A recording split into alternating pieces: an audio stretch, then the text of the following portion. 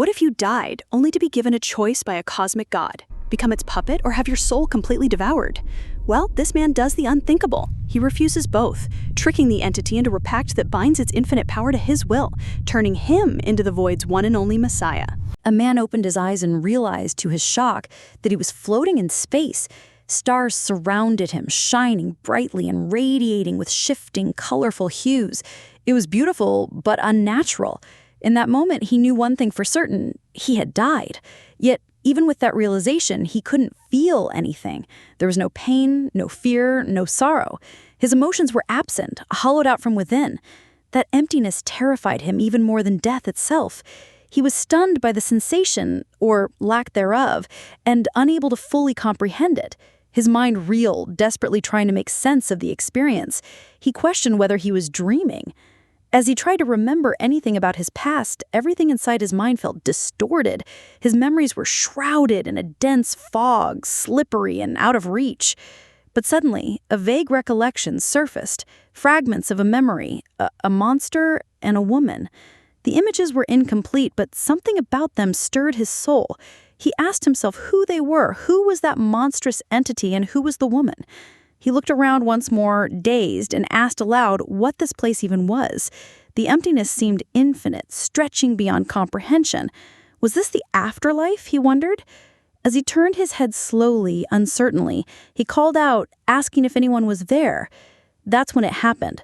A deep, resonant voice thundered into the void, calling out a single word: human. Startled, he turned to the direction of the voice.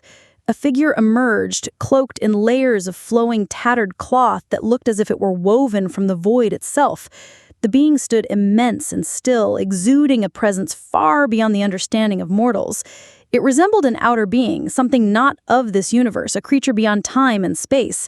The voice, heavy and vast, spoke again. It told the man that he possessed something they desired. The man, still drifting helplessly in midair, turned toward the towering figure, shocked by what he was witnessing. He demanded to know who the figure was and asked where exactly he had ended up. The being responded in a voice that shook the stars themselves. It told him that it was the incarnation of the void, and that this place, this endless starlit nothingness, was the void itself, the end of all astral realms. The incarnation went on to explain that the man had arrived there because the pieces of his soul had been scattered across the astral rifts. As the man struggled to grasp those words, he caught a sight of a blue flare glowing behind him. The incarnation of the void continued, stating that, fortunately, enough of his soul had remained for them to recreate him. As if on cue, a blue flare of light appeared in the air, floating gently in the void. The man stared at it with wide eyes, gradually understanding what it meant. They had pieced his soul back together. He thanked the being, though he wasn't sure why. He still didn't feel anything. The blue flare drifted downward and rested upon his palm. Despite the overwhelming nature of the moment, he found himself unable to process his emotions. He asked himself how he was even supposed to feel, except he couldn't. In truth, he didn't feel anything at all. The incarnation of the void told him that his gratitude was not required. They only desired one thing: the seal in his possession. The man furrowed his brow and asked what seal they were referring to, insisting that he didn't know anything about a seal. The incarnation explained that there was a seal hidden deep within his soul, one that had fused with it during the process of his death. The man was thrown into further confusion, unable to make sense of anything he was being told. Nothing felt real. He couldn't even trust his own mind. The being then instructed him to reach within his soul. It told him that they had cast a spell on it, one that would allow him to access something called the astral script. It said that the script would tell him everything he needed to know. The man muttered the words back to himself in disbelief, wondering aloud, "Reach inside your soul," the incarnation said. But he quickly realized that he had no idea how to do something like that. Even so, he decided to try.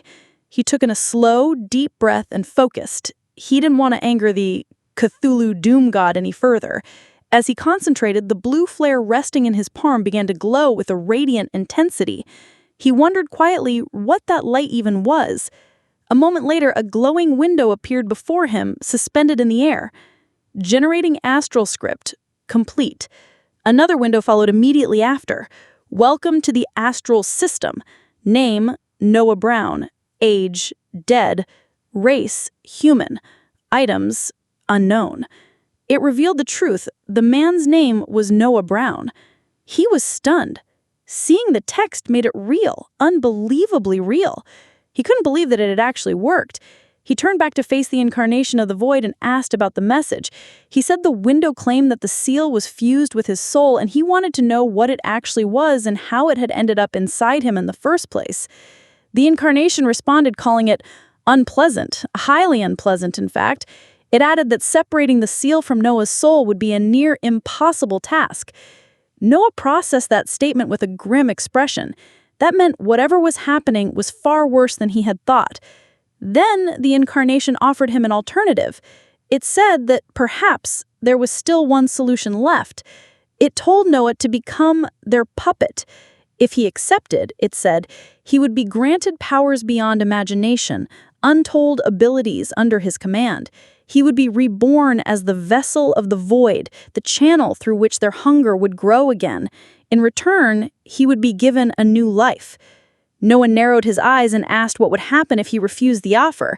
The incarnation answered coldly. If he chose to reject them, they would take his soul and consume it, to harvest whatever they could from the seal within. That brought a bitter smile to his face. So he thought he didn't really have a choice at all. He asked sarcastically if he was supposed to sign a contract before agreeing. He even joked about whether he needed to get a lawyer first. The incarnation replied that the pact of souls could not be governed by mortals. It said such a pact was held only by the strength of the human spirit. Then Noah asked if that was the case, wouldn't a godlike creature's spirit naturally be stronger than his? He remarked that it didn't seem very fair and questioned how he was supposed to trust the void, not to hurt him after the pact was made.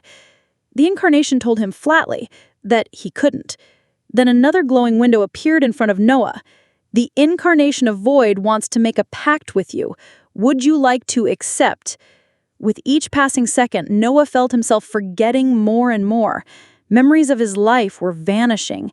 He began to forget what it felt like to have a body, to feel real emotions, to be alive. He stared at the window. Slowly, his hand reached toward it. He wondered what price he would pay. But then he stopped. His hand froze midair. He clenched his fist tightly. No, he thought. Soul pacts with swirling void entities never turn out well. He refused. Then Noah asked the incarnation why it was even asking him for permission. He said, "Aren't you a god?" He demanded to know what was stopping the entity from just taking the seal directly. The incarnation of void responded cryptically, calling him a perplexing soul. Suddenly, the cloth of the incarnation's robe began to stretch outward. It twisted and curled until it wrapped itself around Noah. He was shocked and confused, unable to resist as the fabric restrained him. The incarnation told Noah that his choice was not acceptable. A bright flash ignited in its hand.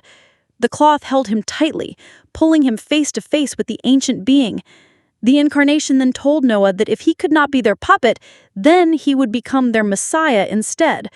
Upon Noah's death, they would harvest the seal from his soul. Another window appeared.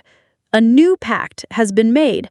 Serve as the Messiah of the incarnation of void. Would you like to accept? Noah cursed the entity and shouted that he refused to bend to their will.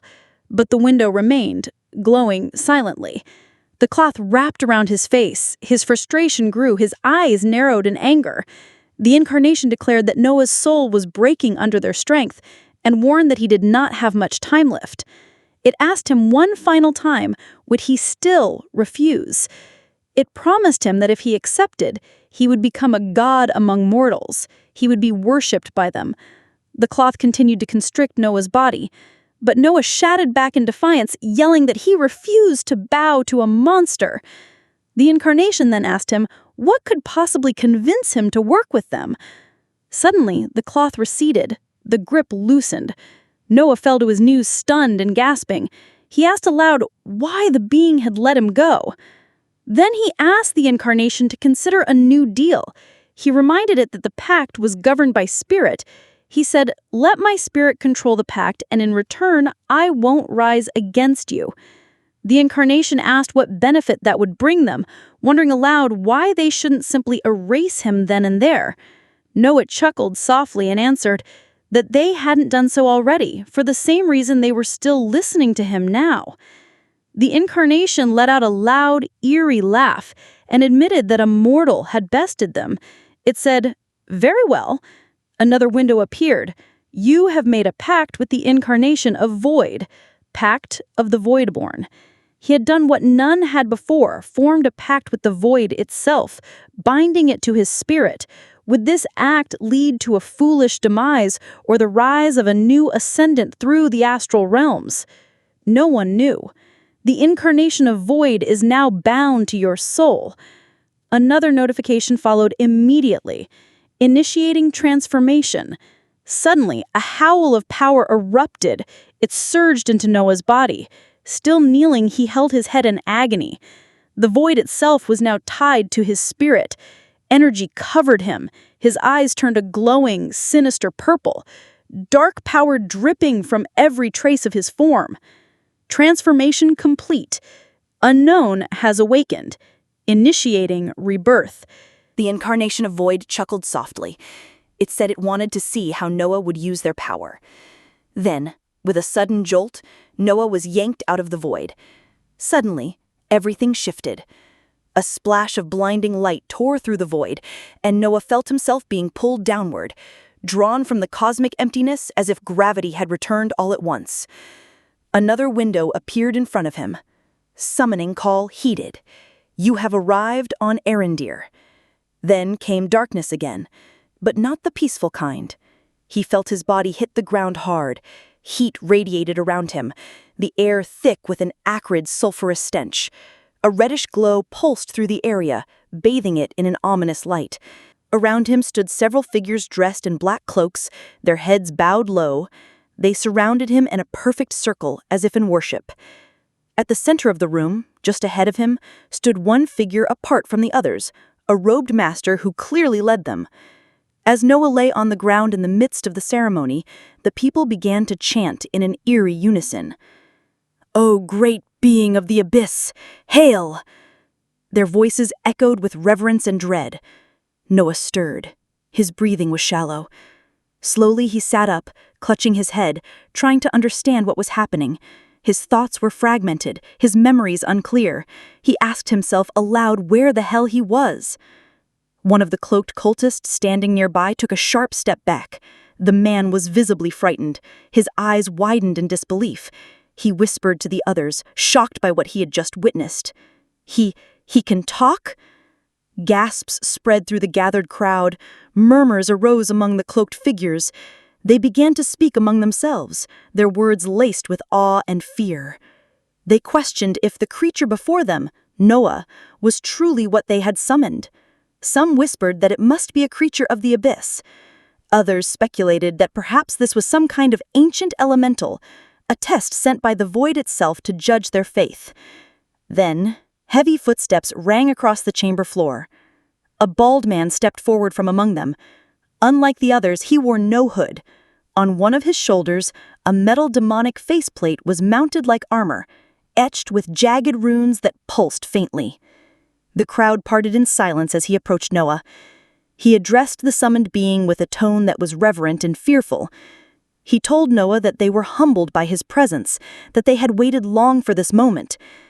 Then, without hesitation, he threw a girl to the floor before Noah.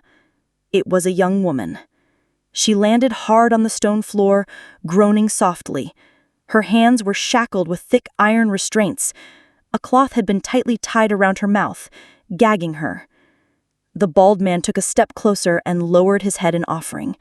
He addressed Noah again and requested, almost pleaded for the great being to accept the woman's life as an offering. Noah stared at her. He didn't move. He didn't speak. His thoughts were a blur. His body was still overwhelmed by the transformation.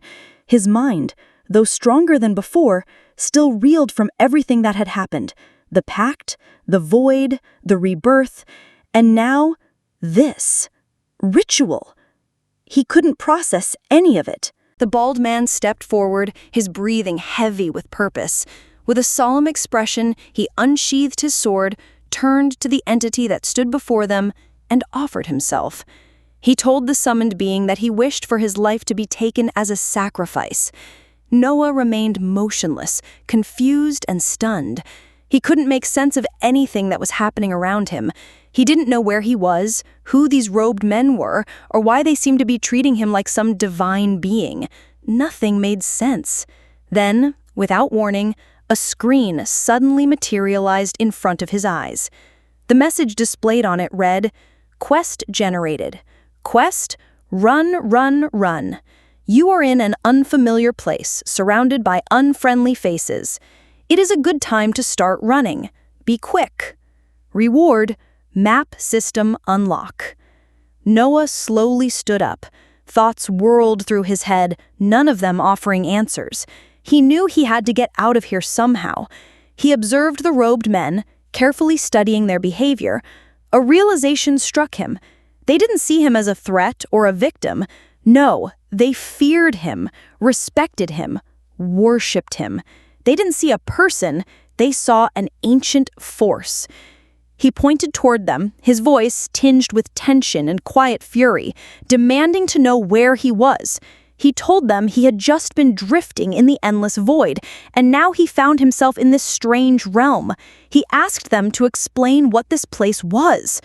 One of the robed cultists stepped forward and responded nervously, lowering his head with trembling reverence. He explained that they were in the material realm, and that they had summoned Noah here as a great spirit. The cultists claimed they wished to form a pact with him in exchange for the life of an awakener. Noah's eyes darkened as rage took hold. He sharply reminded them that they had disturbed his sleep in the void, asking if they had any right to do such a thing. The cultists began panicking and pleaded for forgiveness. One of them clarified that they hadn't forced him here, he had arrived willingly.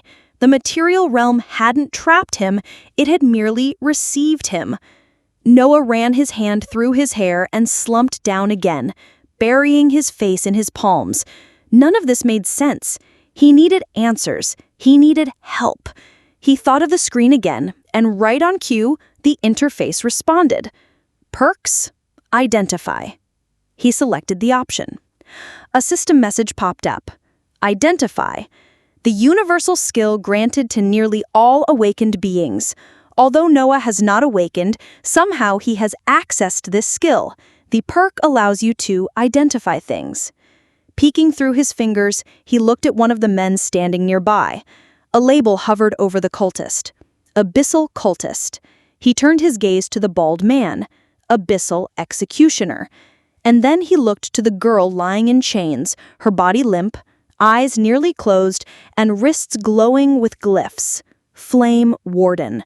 She appeared dazed. Her will seemed broken.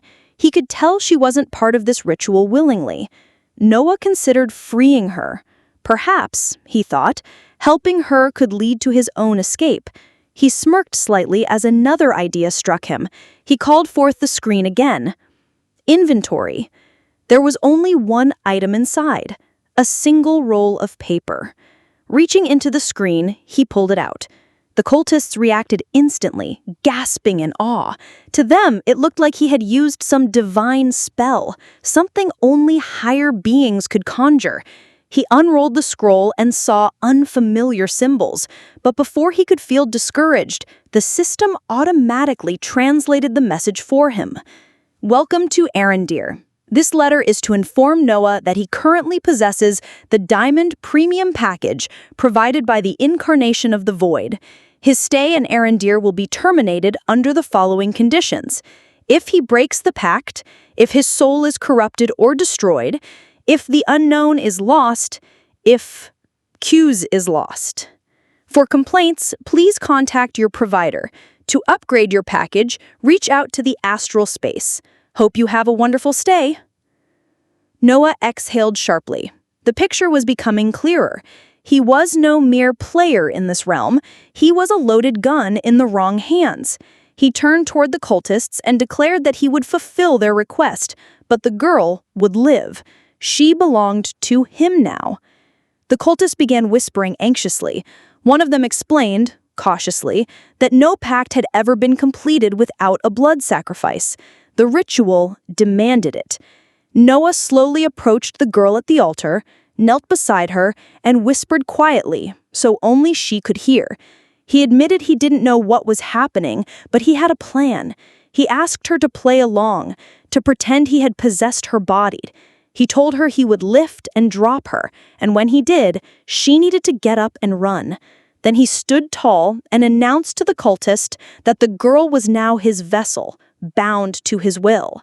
Suddenly, a thunderous voice bellowed across the room, shaking the chamber with its sheer force. The booming roar demanded to know what the cultists were doing. Noah looked up. The cultists froze. A robed figure pointed at Noah in panic and accused him of enslaving the girl. Then a towering man looked directly at Noah and snarled in rage, calling the cultists fools for not recognizing that the being they had summoned was human. He barked a command. They were to capture Noah immediately. A screen flashed in front of Noah's eyes. Quest failed. Run. New quest generated. Kill or be killed. Stealth is no longer an option. Difficulty, medium. Reward, experience points.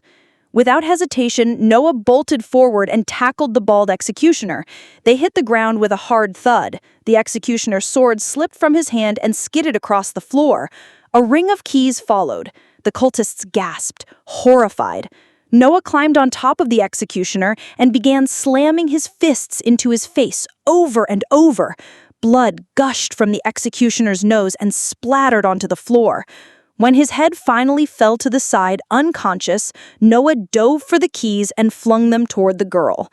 He shouted at her, telling her to wake up and use them to free herself. Before she could act, another executioner rushed at Noah, his blade aimed for the kill. Noah spun around, backing up. He was unarmed and unprotected. And then it happened. A dark, cloth-like force, the same one that had surrounded him during his arrival, began to emerge from the air. It unfurled and started wrapping around his body. A shadowy aura formed at his feet. The transformation was beginning, but the executioner didn't pause. His sword plunged deep into Noah's chest. Noah screamed in pain as the blade tore through his body. HP 23%. The blade withdrew and a fountain of blood erupted from the wound. Noah collapsed to the ground, coughing violently, blood pooling around him. The executioner raised his weapon again to finish the job.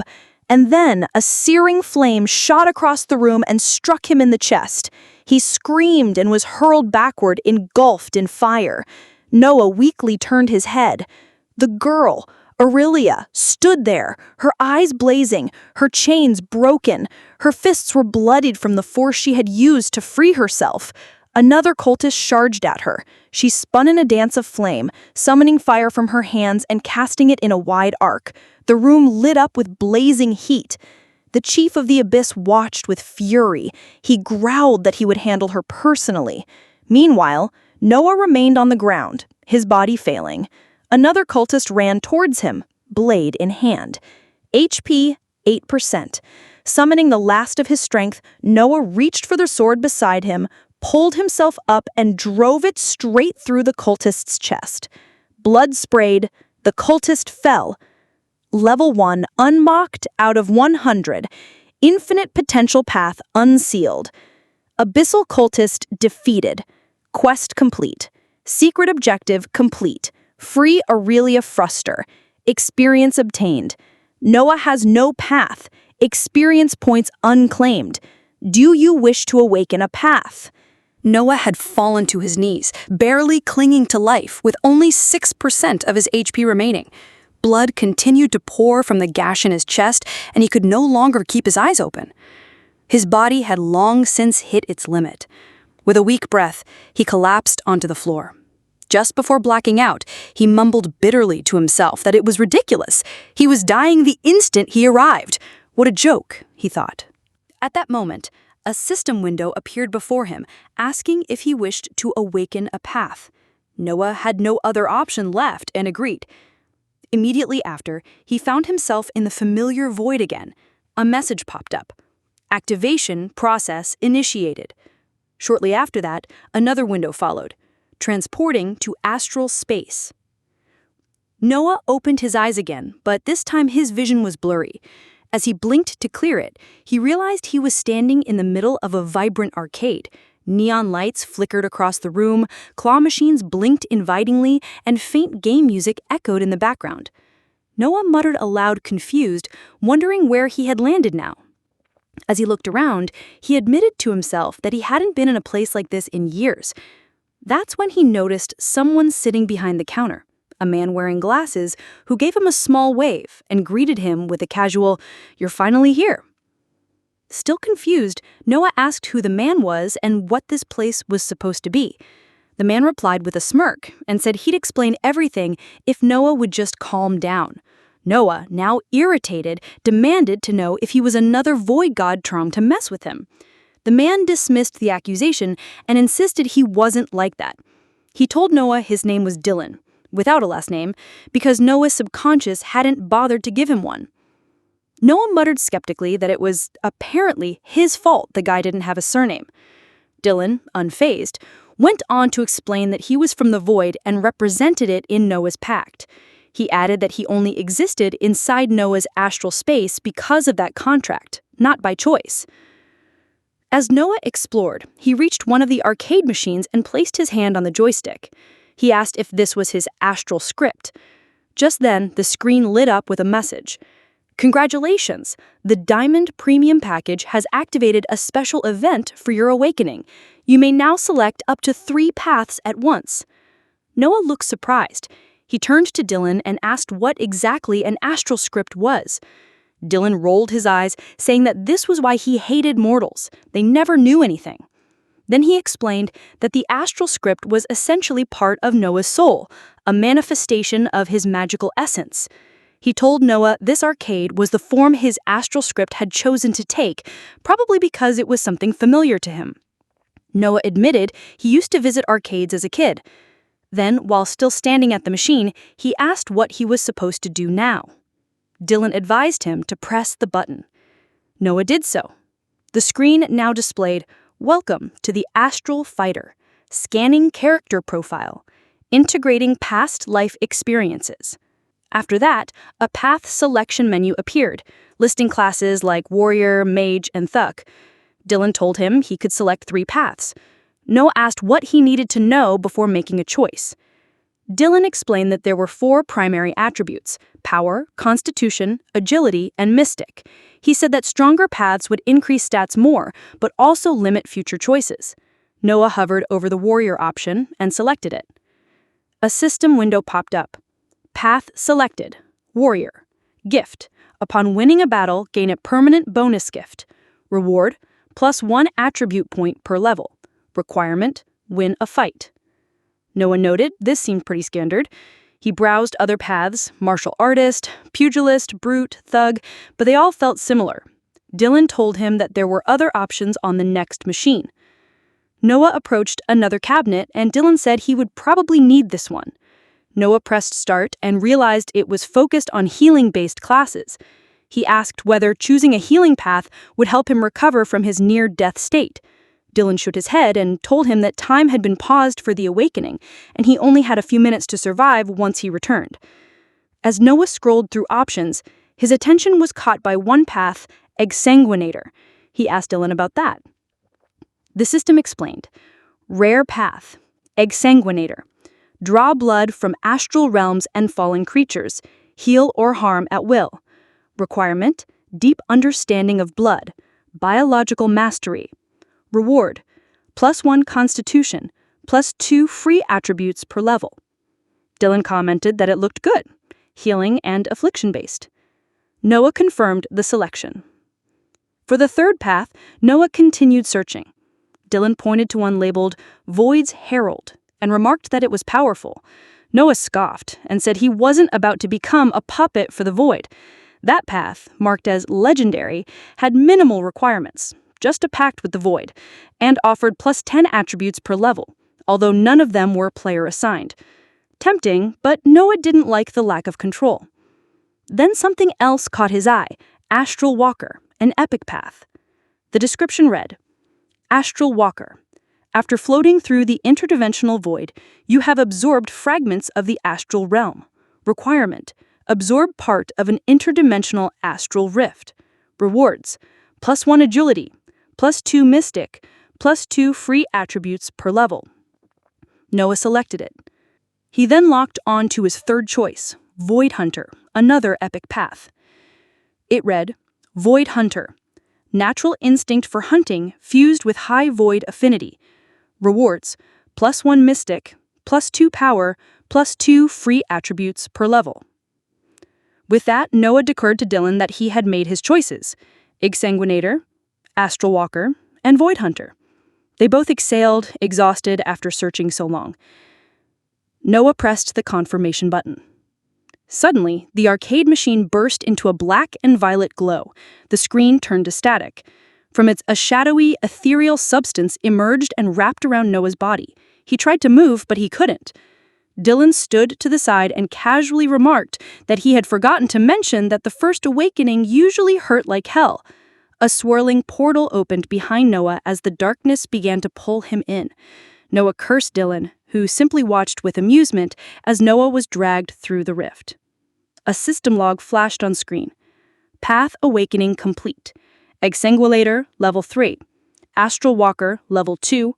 Void Hunter, level 2. New abilities unlocked. Blood Drain. Bunk. Obliterate. Rank increased. F. Attributes updated. Power, 4. Agility, 2. Constitution, 3. Mystic, 6. Back in the real world, Noah's eyes snapped open. His body twitched as blood continued to flow from his chest. Then his first ability activated. A system window blinked to life. Blood Drain, activated. HP permanently regenerating. The blood spilled around him reverse direction, flowing back into his wounds. His chest began healing rapidly. Another window followed. Health regeneration plus 100% for 5 minutes. Noah flipped over onto his back, staring at the ceiling as his blood re-entered his body. Slowly, he began to heal. Meanwhile, not far away, the battle continued. The abyssal chief stood tall, his body swirling with void energy. Aurelia, the girl who had fought to protect Noah, was struck down by a dark tendril. Blood poured from her face, and she fell to her knees, glaring at her attacker. At that moment, another system notification appeared before Noah's eyes. New quest obtained. Cultist Exterminatus. You were summoned as an eldritch monstrosity by Victral Nefar. It only seems fitting to exterminate him like one. Difficulty: hard. Reward: rare grade ability tome. Optional objective: don't die. Aurelia stood her ground, prepared in a battle stance as she faced the chief's attack. The moment he launched his blow, his fist cloaked in dark energy, she had blocked it with unwavering strength. Her eyes had burned with determination as she raised her own arm, flames erupting from her clenched fist. Without hesitation, she had dashed forward, aiming to strike back. The chief had seemed delighted by her aggression. A wicked grin had stretched across his face as he countered with his own power. Their clash had been ferocious, the impact shaking the ground around them. Aurelia had blocked a second attack just as fiercely as the first, refusing to yield. At that moment, Noah had been lying on the ground. He had lifted his head to glance at the translucent system screen floating above him, displaying quest details. The blood that had stained his body moments before had vanished, drawn back into him as if rewinding time. Then, a new screen had appeared listing his name, race, rank, current stats, paths, and available attribute points. Faced with a decision, Noah had wondered whether to distribute his points evenly or pour everything into a single stat. After a moment of deliberation, he had opted for balance, raising his power, agility, and mystic to 7, and his constitution to 8. The window had confirmed the increase and notified him that his mana had reached maximum. Meanwhile, Aurelia had made another swift move. She had lunged at the chief with her fiery fist, her speed too fast for him to evade. The moment her feet had struck the ground, the very floor had begun to crack. She had ripped up chunks of stone and, without pause, punched them toward him like fiery projectiles. Each blow had been calculated and precise. The chief, startled, had quickly formed a defensive spear. Writhing void energy and black ropes had wrapped around him, creating a barrier that absorbed her barrage. Still, the pressure had been relentless. While this unfolded, Noah had grabbed a sword near him, thinking it might prove useful. He had stored it into his system inventory, rising to his feet with determination in his eyes. Suddenly, Aurelia had been hurled into a wall by the chief's counterattack. Noah had cried out her name in concern. As he turned, he had seen the chief now levitating, shrouded in a menacing aura, his expression dark and unreadable. Thinking fast, Noah had called out to him, referring to him by name, Victral Nefar. He had tried to explain that everything had been a misunderstanding. He claimed to be an emissary of the Incarnation of the Void, sent to deliver a divine message. But Victral had not been convinced. His glare had sharpened, and it had become clear he suspected deception. To prove himself, Noah had pulled out the scroll he had received earlier. He had held it up and declared that harming him would be a grave mistake. As Victral's eyes narrowed, Noah unrolled the parchment. With a calm but firm voice, he began to read the message aloud, stating that the Void had acknowledged Victral's loyalty and had given him an answer. For a moment, Victral had appeared stunned. The honor of hearing directly from the Incarnation of the Void had not been lost on him, but the expression of awe quickly turned to suspicion. Muttering that it was all a lie, Victral clenched his fists and gathered his power, launching a sudden, devastating attack toward Noah. Before the attack could land, Noah's Astralwalker path activated its blink ability, enveloping him in radiant light. In a blink of an eye, he had vanished and reappeared several feet behind where he once stood. He realized, breathless, that he had narrowly escaped death. Acting quickly, Noah retrieved the sword from his inventory and, without hesitation, hurled it straight at Victral. The blade pierced the chief's chest cleanly, a spray of blood erupting from the wound. Noah had crouched, preparing for another strike, and shouted for Aurelia to finish it. She had heard him. With renewed vigor, she had launched herself upward, grabbed Victral's arm mid-air, and slammed her blazing fist into his gut. The impact had sent him crashing into the temple wall. As he clung to it, coughing blood, Aurelia pressed the assault. Both her fists blazing, she had pummeled him repeatedly, delivering crushing blow after blow. Then came the finishing move. With a fiery battle cry, she had drawn back her leg, ignited it with roaring flame, and delivered a final kick that launched Victral into the ground below. The stone had cracked beneath the impact. At that exact moment, a window had appeared before Noah. Quest update: Abyssal Cultist Chief defeated, plus XP. Noah stared at disbelief at Aurelia's overwhelming strength. Another window flashed before him. Astralwalker Path, Level 4, Void Hunter Path, Level 4, Exsanguinator Path, Level 6. Aurelia landed beside Victral's body, the sword still embedded in his chest. Another system notification appeared before Noah's eyes. Power increased to 11, Agility increased to 9, Constitution increased to 11, Mystic increased to 13, plus 14 free attribute points awarded. His quest had come to an end. As a reward, he had received a rare item, Tome of Infliction. Exhaling with relief, Noah had let out a quiet laugh and collapsed backward. He had whispered to himself that it was finally over. Aurelia had walked over and stood beside him, arms crossed. She had not shared in his sense of victory. Her expression remained sharp. She had told him bluntly that he had a lot of explaining to do. She asked who he truly was and why he had been summoned through a ritual circle. Noah had responded flippantly, reminding her that he had just saved her life, but she hadn't relaxed. In fact, her expression only grew colder as she activated her power again. She admitted she was thankful, but she had also warned that she'd been betrayed once before and wouldn't let her guard down so easily again. For all she knew, he could be a shape-shifting monster. That accusation had caused Noah to tense, though he said nothing. She stepped closer and asked if he was human. Noah replied sharply that of course he was. Then she asked if he was from this world. Noah gritted his teeth. He hesitated. Should he lie? What if people from this world hunted outsiders? But in the end, he told her the truth. He looked her in the eyes and said calmly, "No, I'm not from this world." Aurelia had clenched her flaming fist and demanded to know if Noah was with the cultists. Suspicion was etched deep into her features as she confronted him. Noah, already pushing himself to his feet, had immediately denied the accusation. She had then asked if he was aligned with the Iron Fist. Noah, still brushing dust off his clothes, had frowned in confusion and asked who they even were. But Aurelia had refused to let it go so easily, telling him to just answer her questions. He had insisted that he'd never heard of either group. Finally, she had sighed, and the fiery glow around her dissipated as she deactivated her powers. Her expression softened with visible relief. She'd apologized for her outburst and admitted that she appreciated his help, even if he had spent a good portion of the fight simply standing around.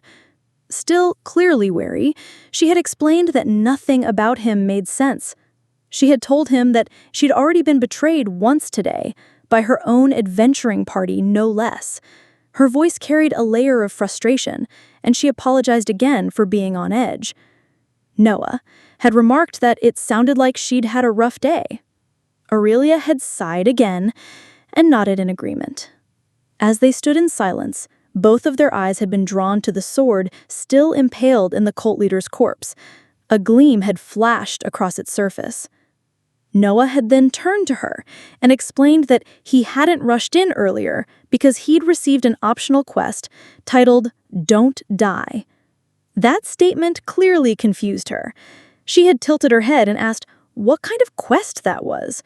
He had told her it was an RPG thing, a term from role-playing games, and mentioned that his astral script looked like one. Aurelia, still standing, had placed one hand on her hip and asked what exactly an RPG was. Noah had only smiled, waved off the question, and introduced himself as Noah. He said he was new to this world and explained that he had died at work before being reborn and sent here. That had caught him off guard. She murmured that resurrections didn't just happen without divine intervention, then suddenly narrowed her eyes and questioned how he knew her name. Noah simply pointed out that her name had shown up in the quest he'd received. He had sighed and told her that none of this made sense to him either. He was just as confused as she was. After a pause, Aurelia had noted that outer-worlders like him were rare. That's why she'd been so suspicious of him, though now she believed he was telling the truth. She had turned and walked a few paces before sitting on the ground and closing her eyes. Noah had asked what she was doing, and she had replied that she was meditating. He looked at her puzzled and asked, "Shouldn't we escape first?" To that she'd replied with a faint smirk that he wouldn't understand because he wasn't from here. She had explained that meditation was how they replenished mana and pointed out that he was low on it too. Noah looked around at himself, trying to understand what she meant by aura.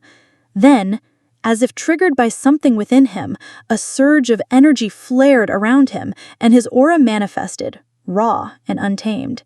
Aurelia had opened one eye and casually explained that all awakened individuals possessed an aura. She had asked whether there were any awakened people in his world. Noah, a little embarrassed, had replied that they only had magic tricks, cheap illusions at best. Aurelia laughed and commented that this must have been his first real taste of magic, especially since he had chosen the Exsanguinator path. Noah started sweating nervously, asking if that path was taboo or something forbidden. Still meditating, she assured him that as long as he didn't dabble in necromancy or ritual sacrifices, he would be fine with the Adventurers Guild. Curious, Noah asked what that guild was. She told him they'd talk about it later. For now, they needed to focus on meditating. At that moment, a system window appeared before Noah. He had unlocked the meditation skill. His mana regeneration had increased to 100%, and a new mana bar appeared beside his HP bar. While waiting, he opened his system and reviewed his stats. His power, agility, constitution, and mystic values had increased. Some of his existing abilities had leveled up, and a new one had been unlocked, Void Hunter. When he selected the ability, a new option appeared. Obliteration, power level 1. Channel the energies of the void to annihilate everything that may come in your path. He activated the ability, causing a black orb to form in his palm. It radiated a strange, unstable energy.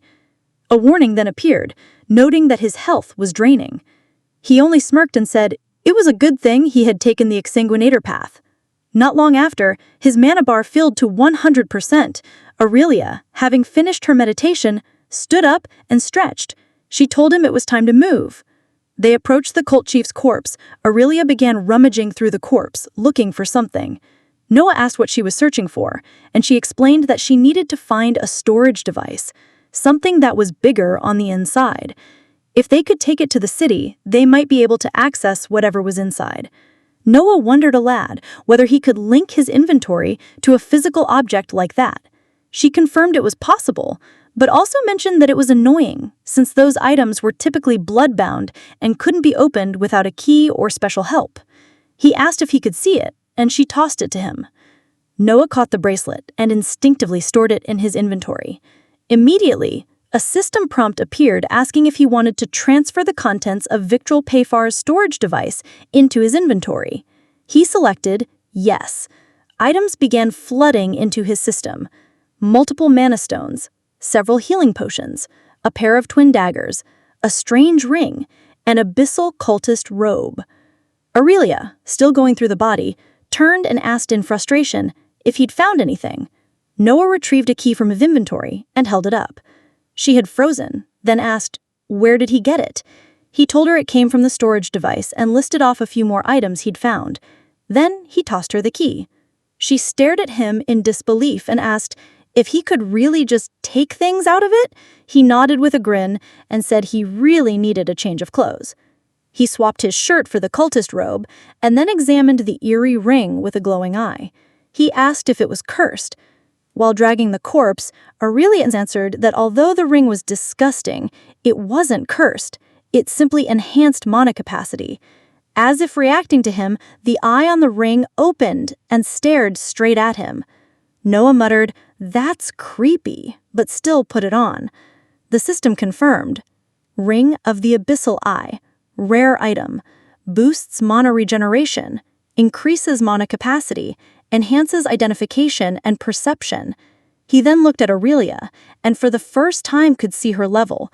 She was nearly as powerful as the cult chief had been. Retrieving the twin dagger, he gave them a few test swings. Aurelia reignited her flame and stood over the corpse. She asked if it was Noah's first time killing someone. He blinked and admitted that it was. She told him she could tell. She'd seen it in his eyes. Looking at the burning body, he asked why she did this. She replied without hesitation, wealth, renown, and respect. But most of all, she said she wanted to help people. She couldn't just sit by when there was so much evil in the world. The corpse had been reduced to charred ash and bone. Then she asked if he regretted it. He said no, because they were going to kill him. He just acted first. Aurelia smiled faintly. She said that if they hadn't killed the cultists, more innocent people would have died. She admitted that her adventuring team had betrayed her, poisoned her, and handed her over to the cult. Noah then retrieved 2 books from his inventory and asked, "What do you think about me becoming a good adventurer?" Without hesitation, she said that he would become one. Even without tomes and at his current level, he'd done well. He laughed and said that all those years of playing RPGs and lying during job interviews had finally paid off.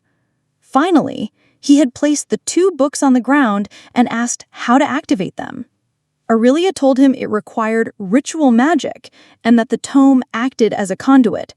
He placed his hand on one of the books, and a radiant blue light erupted from it. Startled, Aurelia asked what was happening. A glowing blue eye appeared on the cover of the book, and it floated into the air. Noah, remaining calm, read the system message in front of him. Unlock a sight-based ability from the tome. Yes, no. Without hesitation, he pressed yes. Noah was presented with another window. Select a path to use Tome of Sight. In front of him appeared 3 options: Exsanguinator, Astralwalker, and Void Hunter. He only needed to choose one. After examining his choices carefully, Noah selected the Void Hunter path. The moment he made his decision, a message appeared informing him that the Tome of Sight had been consumed. Using it, he unlocked a new ability, Void's Hunter Eye, under the Void Hunter path. A glowing mark appeared on his forehead, signifying the activation of the skill. Simultaneously, the ring of Abyssal on his hand reacted to the change, dark energy swirling around it, as a new message blinked before his eyes. Ring of Abyssal Eye has temporarily increased Void Hunter's Eye to level 3. Noah remained still for a moment, eyes closed, while golden light circled his forehead. The energy from the ring intertwined with the light, fusing dark and radiant energy. When he opened his eyes again, he gave a small laugh, exhilarated by the surge of power. Everything around him had changed. His vision was clearer, more detailed, and vibrant. He thought it felt like viewing the world in 4K resolution, his personal version of a high-definition isekai experience. Turning around, he saw Aurelia standing silently behind him, observing his reaction. Through his newly awakened eye, he could see the aura that surrounded her. He initially mistook it for mana, but Aurelia corrected him, explaining that it was actually her aura. Looking down at himself, he noticed that he could now see his own aura too. The realization filled him with amazement, and he expressed how incredible it was. When Aurelia asked why he was so fascinated, he simply responded that he loved it. Without wasting time, Noah turned to the second tome in front of him and placed his hand on its surface. Red energy spiraled upward from the book, and another window appeared. Tome of Infliction, rare item, unlocks an infliction ability. Do you want to use this item? Noah accepted the prompt, and the tome vanished in a burst of crimson light. The system informed him that he had consumed the tome and unlocked the Bleed ability under his Exsanguinator path. A floating book hovered in front of him, while he knelt, watching the red energy whirl around it. Another screen explained the details. Bleed. Basic. Level 1. Blood is what you reap, and blood your enemy will shed. Inflicts the bleed status effect on enemies. Can be applied to weapons. Noah read through it and admitted he found it impressive. Aurelia, looking over, remarked that abilities like this usually only appeared in rare grade or higher tomes. She then told Noah it was time to move forward, but instructed him to consume an F-grade mana stone first, cautioning him not to try anything stronger. Curious, Noah asked what would happen if he did. Stretching her neck, Aurelia explained that consuming a higher-grade stone might give a brief strength boost, but it would also cause mana poisoning. Flexing her arm with pride, she added that eating a stone 2 grades higher might provide a more intense burst of power for a limited time, but the after effects would be devastating. She warned that the mana would eventually start tearing through her body, leading to paralysis and immense suffering. In the worst-case scenario, if the mana surge was too overwhelming, her body would explode on the spot, if she was lucky. Otherwise, it would be a slow and excruciating death. Noah gripped the stone in his hand, listening closely. Aurelia called him to move forward, saying they still had work to do. As they walked, Noah asked if this was really the way out. Aurelia, now bandaging her arm, replied that this place probably had a storage chamber full of magical items.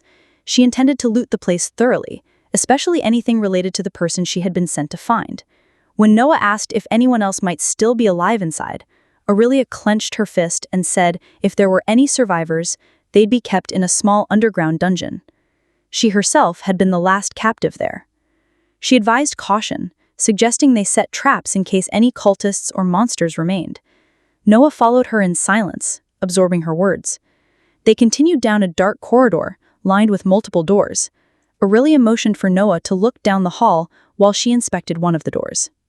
As she checked the room, she asked Noah if he had the storage device. He handed it to her, and she fastened the bracelet to her arm. After igniting a flame in her palm, she raised her hand, the device activated, and emitted a brilliant glow. They found themselves in front of a wall inscribed with symbols in an unknown language. Noah pressed his hand against it, silently questioning what had driven these people to commit such atrocities. In his thoughts, he reflected that human nature doesn't change much, even in another world. Aurelia overheard his murmurs and replied that people could be twisted by the desire for power, twisted beliefs, or even something as simple as being born into the wrong family. Turning to face him, she added that everyone involved in this cult had been awakened adults who willingly chose this path. While Noah lingered at the wall, Aurelia crouched beside him, inspecting the floor. She discovered 6 small stones arranged in a specific pattern. As she touched them, the area around them shimmered, revealing an illusionary trap. They would need to jump over it to avoid falling in. Noah remained quiet, thinking about those who hadn't chosen this path. He asked Aurelia what had happened to those people. Aurelia looked up and answered that there were rituals used by the priests of Hellion to purge people of abyssal influence. However, she emphasized that these rituals weren't meant to save. They were designed as punishment, often carried out in public as a form of execution. Survivors would never be the same again. The idea horrified him. He asked what would happen if the victim had been a child, someone forced into it. Aurelia, continuing forward, told him that children were executed painlessly. That was the harsh reality of their world. The two of them crossed the illusion trap safely. Then Aurelia pointed to a glitching door up ahead and instructed Noah to stand back. Activating her flame ability, she drew back her fist and punched the door with explosive force. The impact blew the door open. Noah chuckled nervously, while Aurelia gave him a self-assured grin. Inside stood a large table filled with books. Noah looked around and asked what kind of place it was. Aurelia guessed it was the cultist's chief study room. She sifted through several books, but found nothing of value. Noah raised a finger and jokingly said that if he were the head of a cult, he'd probably hide his loot too. Aurelia agreed with his reasoning. Noah approached the bookshelf and pulled out a dusty volume. A message flashed before him. Skillbook. Advanced Abyssal Call. Rare item. A book that contains 3 advanced rituals to summon entities from the endless void. Would you like to consume this item? He shook his head and replied to the system that he would not consume it, at least not yet. He was still looking for the hidden storage room. Dropping the book to the floor, he began pulling out more books. Aurelia, raising an eyebrow, asked what he was doing. He grinned and explained that he'd seen something like this in a movie. After pulling out another book, a hidden lock was revealed behind it. Opening his inventory, he retrieved the key he had taken earlier from the chief and inserted it into the lock. With a twist, the bookshelf slowly shifted aside, revealing a hidden passage. Noah couldn't believe it had worked. As they entered the passage, Aurelia asked how he had found it. Noah answered that secret chambers and stories from his world were usually hidden like this. Aurelia smiled slightly and remarked that his world sounded like a strange one. They moved deeper inside. The air grew heavy, and the floor was streaked with blood. Aurelia lit the way with a small flame, revealing more gore. The walls were covered in crimson stains. They had entered a secret jail composed of tiny chambers. The atmosphere felt disturbing. Noah asked quietly what this place was. A window suddenly appeared in front of him. New hidden quest unlocked. Blood behind the walls. You've wandered off the main path into secrets best left untouched. Will you seek the truth, or listen to the blood's warning? Noah had gestured into the darkness, explaining to Aurelia that his quest had pointed them to uncover the mystery hidden within this place. He had voiced his unease, noting that this time there was no reward listed, and the difficulty level was labeled unknown. Aurelia, sensing the strangeness of it, had raised an eyebrow and remarked that it sounded ominous. She had then asked him if he knew what it meant. Noah had admitted he didn't. In response, she had suggested that perhaps it would be better if he stayed behind. When he had questioned her, asking why, Aurelia had illuminated the chamber with a glow from her magic and surveyed the surroundings. She had told him that this place could be dangerous for someone like him, pointing out that he had barely awakened and wasn't ready for what might lie ahead. She had crouched down and touched the blood-stained floor, warning him that F-rankers weren't supposed to deal with such things and should be handling low-level monster hunting quests, not getting involved with abyssal cults. Despite her warning, Noah had insisted that they shouldn't stay there. He had proposed they retreat for now and go to a nearby town, returning only when they had backup. Aurelia had refused. She had explained that the team who betrayed her was likely still around, and that others had been with her when she arrived. Her voice had turned grave when she revealed they had all been killed and that she had been the last one left, intended for sacrifice. She had told him that if she didn't find their bodies, they would rise as undead, and that was something she couldn't allow. Hearing that, Noah had nodded and resolved to stay with her. He had told her clearly that he couldn't let her die here. Amused, Aurelia had tilted her head, adopting a slightly teasing tone as she said it was cute he thought he could even dent anything powerful enough to kill her. Noah had frowned, reminding her sharply that he had helped her in a previous battle against Victril and his men. That couldn't be considered nothing. Aurelia had chuckled, saying that had only been one fight. Still, she had conceded that he was adapting to the magic better than she had expected. Noah had replied casually that it was probably because of the hours he had spent playing video games. She had given him a sideways look, muttering that he was weird. As they walked, the path ahead had split. Aurelia had pointed toward the left fork, saying they should take that route. The passageway had been curved and narrow, forcing them to move in single file. Noah had complained aloud, wondering why the path was so tight. Aurelia had explained that it was built that way for defense, to slow enemies down. She had run her fingers along the wall, stating that it was forged using mana and was extremely dense, nearly unbreakable. Eventually, the narrow passage had led them to a massive door. She had gestured toward it and asked him to take a look. Noah had groaned in frustration, recognizing the situation, and sarcastically asked him if she was planning to punch it open again. But this time, Aurelia had approached the door, gripped the lock calmly, and opened it without resistance. What lay beyond had surprised them both. It resembled a study or library filled with scattered books, open scrolls, and stacks of parchment. Aurelia had declared that this must have been Victral's study room. Noah had crouched and tried to understand the papers, but found the writing and symbols incomprehensible. Meanwhile, Aurelia had picked up a thick book from the desk and flipped it open. As she read, her expression darkened. She had explained that the book detailed Victral's experiments, including his attempt to create a chimera using his familiar. The first prototype, according to her, had regeneration but lacked intelligence or future potential. Victral had expressed regret for merging so many bodies. But the second prototype was different. Aurelia noted that this one possessed void affinity and had used a human host who retained intelligence, though the fusion process had left him unstable. Victral needed a stronger base, someone at least E-rank. He even put out a request for one, intending to complete his final plan. At that moment, Noah had seen a system window appear before him, informing him that he had completed the quest, Blood Behind the Wall. As expected, there had been no reward. Then a loud crash echoed from behind them. Both of them had instinctively turned toward it. Aurelia shouted for Noah to run. They had turned to flee, but then a mutilated body dropped in front of them with a groan. It had fallen silent quickly after. Both of them looked into the chamber and spotted a grotesque creature inside a cage. It had 3 eyes, and several human bodies were fused grotesquely into its flesh. Aurelia had frozen in horror. The corpses had belonged to the prisoners who had once been with her. The creature turned lazily at first, showing no interest in them. For a brief moment they had both exhaled in relief. But then, one of the corpses embedded in its body moved. A trembling hand pointed toward Noah and murmured a single word, "Ringmaster." The creature's eyes locked onto the ring on Noah's finger. He stared back in horror. The monster shrieked, its roar deafening, and shattered the cage holding it. Without hesitation, Aurelia unleashed her flames in a powerful attack. Noah, stumbling backward and slipping out of her line of sight, seen another system window appear before him.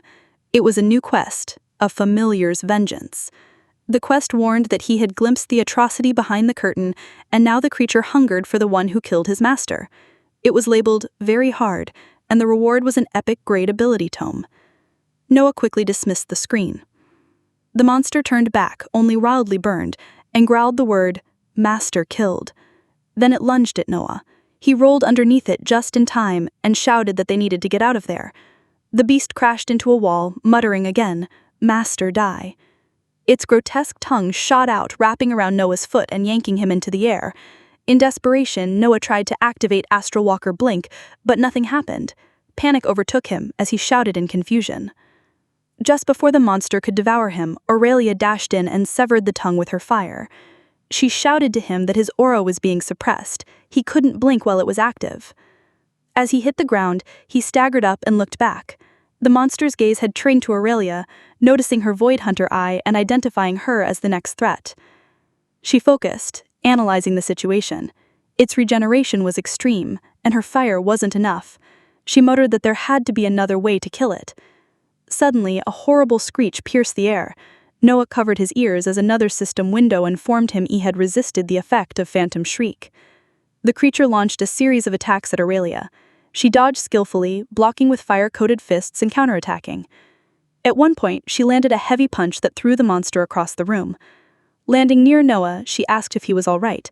He nodded and replied that he just had some buzzing in his ears. The monster got up again and started spinning violently, launching debris like projectiles. Both of them dodged. Then, Aurelia jumped into the air once more. Her flames flared around her, burning brighter than before. Noah, watching from below, had seen her surge downward in a blaze of fury, crashing toward the monster like a comet of fire. Thanks for watching. If you enjoyed this video, don't forget to like, comment, and subscribe for more content. Hit the bell icon to stay updated on our latest uploads. See you in the next one. Take care.